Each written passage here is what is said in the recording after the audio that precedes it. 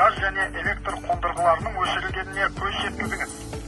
Өрт болған жағдайда 101 немесе 112 телефон нөмірлеріне қоңырау соғыңыз.